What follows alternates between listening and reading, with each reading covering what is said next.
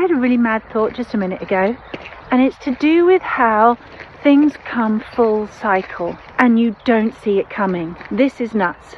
So listen to this. I was raised in an alternative healing centre from like mid-80s onwards. My parents, when I was like 12, moved to Wales, set up a healing centre, alternative healing centre, doing homeopathy, kinesiology, back treatments, reflexology, this amazing concoction of therapeutic modalities that at the time were really like rare. It was still really new, not like it is today, where everyone's heard of homeopathy and reflexology and kinesiology. So I grew up in a house in Wales where my parents ran this healing centre, and I remember getting into my teens, I would see the clients coming to our house every day and sitting in the hallway waiting, and I would watch my parents over a period of a few years really deteriorate. Prior to this, they were artists and they did other things. Once they got into healing, they had this huge passion to help people, really wanted to make a difference. Like so many of you, they were seeing hundreds and hundreds of clients and changing lives. But the ironic thing is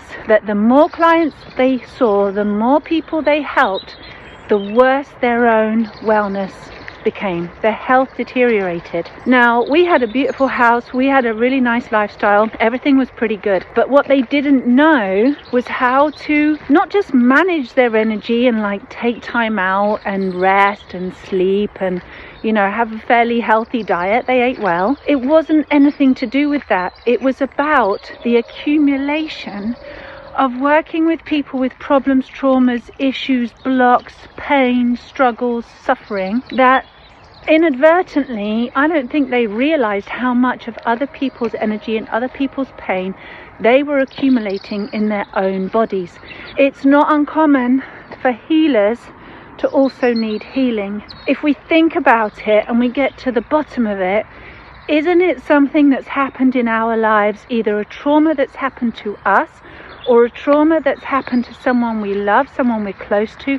We are compelled, we feel this enormous sense of either passion or duty, obligation, responsibility, or just desire to avoid that kind of pain again, to help other people not experience that, or because we're on a search to heal our own pain, our own wounding, our own traumas. It's people like this that end up in the wellness services helping others. And so what happens when we experience other people's trauma or, you know, issues, it triggers our own. And some people might be good at avoiding that or hiding it, but I tell you what, after a while, you cannot hide that. You cannot ignore it. And I know a lot of therapists, they go and get supervision and they go and get their own counselling to go and meet these traumas and heal their own wounds. But in all my 20 plus years of working with therapists, healers, coaches, carers, you know, all kinds of counsellors, all kinds of healing people, I can tell you that this really, generally speaking, is not the case, because when they come to my workshops, my trainings, or they work with me one-to-one, it's right there. This stuff that they go, oh my God, I thought I'd healed that.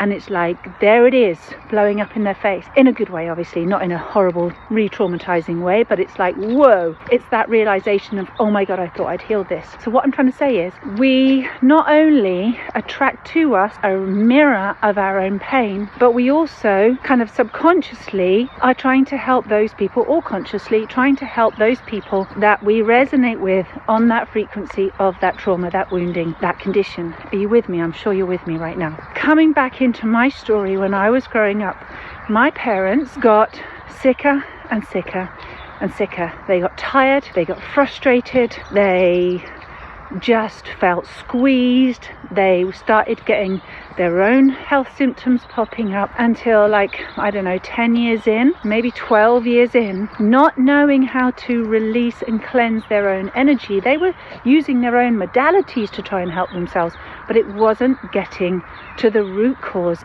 Burnout is basically what was happening. They had those healer habits, which I'm calling the 8 deadly healer habits. I've been investigating this, right, and diving into it, and I've isolated these 8 deadly healer habits. Now, why are they deadly? Because, and this is just in my story, okay, and you probably know people like this, or this is happening to you, is that after 10, 12 years, my poor parents, who had helped thousands and thousands of people became so ill that their lives were actually in danger in a serious way. Not they just needed a holiday, they just needed some, wheatgrass juice, or they just needed a massage, or they just, it got to such a severe point that they both actually had to stop working. They were extremely unwell, and both of them different conditions, because it hits you physically where you're most weak, where you're most vulnerable, and where that trauma is located, by the way, in my opinion. And so they not only almost lost their lives, but they actually ended up losing their livelihood. Neither one of them could go back to this work that they were so passionate about before, and they lost their home because they lost their livelihoods and their well-being. And the relationship also hugely deteriorated. They broke up, they separated, and it was just every aspect of their lives fell apart because of these 8 deadly healer habits that lead to burnout. It ruins lives. I did a video on this last week on YouTube, and then one of my clients reached out to me, and he said, he's a massage therapist of 30 years, and he said, this is so relevant, Tara. He said, you can't understand how timely your message is, because not only did he lose 5 of his friends who were therapists, like literally, I'm sorry to be triggering, but they died due to burnout, the escalation of burnout. But he'd also said he'd gone through so many burnouts himself. Now, why am I talking about this, right? Because this is where I came from. And the mad thing is that how things come full cycle without you even realizing is that with one thing leading to another, and my own experience of burnout last year, really struggled with it from about February onwards. And let me just preface, okay, I wasn't experiencing burnout as a result of working with clients, because I wasn't even working with clients then. I was having a break from clients. I wasn't doing any trainings. I experienced burnout because I was still, under the influence of these 8 deadly healer habits. I hadn't got to the bottom of all of them, and then I was doing work mostly on the computer, really trying to restructure my programs and get to grips with the marketing and find out the way that I could reach more people and help more people. So I was still coming from that place. I wasn't even working with clients, because also in the modality that I use and the modality that I teach, I don't believe that if you're doing what I teach you, you can have that accumulation. You don't get the burnout. And also the way that this method works, you actually deeply and gently and profoundly address those inner core wounds, so it just doesn't happen. And in all the 20 plus years that I've worked with clients, I've never ever had burnout from seeing my clients, because I use this method, I use these practices. My burnout came from the same deadly healer habits, but not from seeing clients. So there's just a distinction there. But I was still working from a couple of these habits that had led to me having burnout. So then what happens? I recover, I'm back on track, I'm doing really well.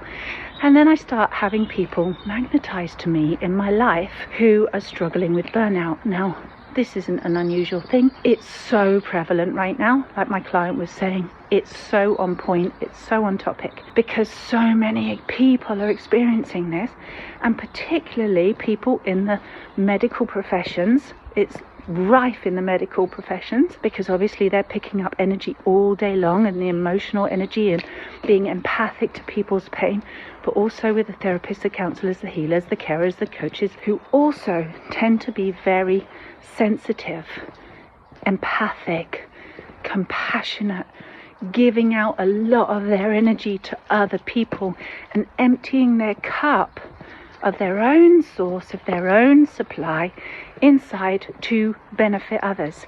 This is one of those healer habits, and I really go into it more on this program that I'm about to tell you about. But anyway, coming back to it. So I'm walking by the river just now. I'm in my little village, walking by the river with my dog, thinking, this is interesting. How have I come to working with people with burnout? How come this is where my life has brought me? And it hit me like, oh my gosh, I'm coming full cycle. That's crazy. That's a really big cycle. We're talking about going back to my teenage years, of why I watched my parents, and when they said, hey Tara, why don't you become a healer? Why don't you do what we do and help people? You know what I said? I'll give you a clue. It wasn't, yay, when can I get started? I had absolutely zero interest in doing anything remotely like they were doing. I had zero interest in learning how to become a healer and to listen to people's problems and traumas and struggles. I did not want that kind of burden. I did not want that kind of responsibility. I didn't want that kind of energy. You know why? 2 reasons. 1, because I saw what it was doing to them. That's like, no thank you. And also 2, because guess what? I'm compassionate, I'm empathic, I'm very sensitive to energies, thoughts, feelings, people, generally what's going on in the field around me. And I was picking up on what was going on with my parents and their energy, feeling it getting heavier and heavier, feeling that stress on their bodies as I was feeling it in myself, not realizing that it was them, not me. You know, I was picking up on it. And yeah, that's another subject about why I picked up on it. But what I'm saying is basically it's like, yeah, I was picking up what they were picking up from their clients. So those of you who are healers, helpers, carers, professionals in the wellness sector, medical professions, are you aware, number 1, of your own energy, what it's doing to you mentally, emotionally, physically and spiritually, what you're picking up, and then not properly applying the right methods and the right way of releasing that energy and keeping yourself clean and uncontaminated, let's say, because we clean up our physical space, we clean up our bodies. Generally speaking, practitioners are not taught how to clean their emotional body from this emotional empathic toxicity that builds up, but they're also not taught how to clean their energy. And are you then aware of not only what it's doing to you, but then what it's doing to your family, to your children, to the people around you? Maybe that is something very important to think about, don't you think? And by the way, this also wasn't good for my relationship between myself and my parents. What they were picking up, what they were doing, how they were treating themselves in order to, you know, help so many other people. It wasn't good. And I'm sure you guys are doing it differently, but in a lot of cases you're probably not, and you probably aren't aware of it. So I want to just give you that heads up and say, go and pay attention to what's happening to your loved ones around you and how it's impacting them, and maybe even ask them, because you might be like, no, they're fine. But have you asked? Have you checked in? It might be quite hard to hear. That's probably why, if you haven't asked them. So, coming back round, it's so important, number 1, to recognize this, your own energy, your own symptoms of going towards burnout. It is horrendous. It's like being squeezed, being tight. It's like being trapped in a prison. It's like disconnecting, disassociating from yourself slowly but surely, and everyone around you, and no one can see. And also, because you're the expert, you have to put on the brave expert face, the calm, tranquil, I'm a healer face, and help these other people, when inside that's generally not how you're feeling. It's really, really important to recognize that. But also, just to wrap up my story real quick, I did not want to get into this business for those 2 reasons that I just shared. But life has a funny way, a magical way, a really genius way of bringing us back to completing the cycles, bringing us back to the path that we are meant to be on. I find that extraordinary and fascinating. So here am I right now getting involved in this topic of burnout, not because I particularly chose it and decided that's my niche, those are the people I'm going to help, but because I trust the flow of life and because it's been brought to me. And having worked with, like I said, all the healers, coaches, carers, all the, even, psychics and Reiki therapists and all kinds of different people over the years, been my main bulk of my clients. I know how to help you guys. I want to show you how you can implement some very simple methods that will absolutely, listen, I'm not going to tell you any guarantees because it depends on how you use the method.